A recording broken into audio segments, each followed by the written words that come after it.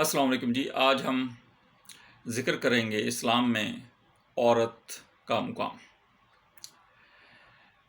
جب یہ عورت بیوی کی شکل میں آئی تو آقا صلی اللہ علیہ وسلم نبی الآخر زمان، اللہ کے آخری نبی، نے فرمایا کہ خدیجہ، اگر آپ میری جلد بھی مانگ لیتی تو میں وہ بھی آپ کو دے دیتا۔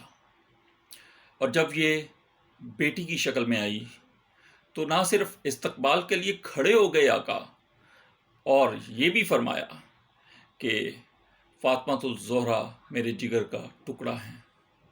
اور جب یہ بہن کی شکل میں آئی تو فرمایا کہ اے بہن، آپ کے آنے کی ضرورت نہیں تھی، آپ پیغام ہی پہنچا دیتی تو میں تمام قیدیوں کو رہا کر دیتا۔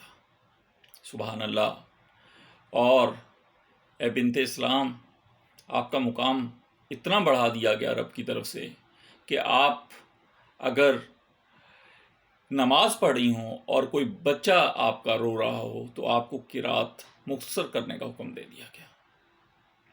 اور جب آقا نے اپنی ماں کا ذکر کیا تو صحابہ سے فرمایا کہ اے صحابہ، اے میرے صحابہ، اگر میری ماں زندہ ہوتی اور میں عشاء کی نماز پڑھ رہا ہوتا اور وہ مجھے پکارتی تو میں نماز توڑ کر ان کے حضور حاضر ہو جاتا۔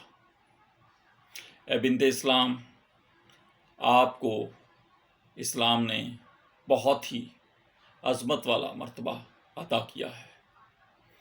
آپ کو اس بات پر پراؤڈ ہونا چاہیے۔ اللہ آپ کو خوش رکھے۔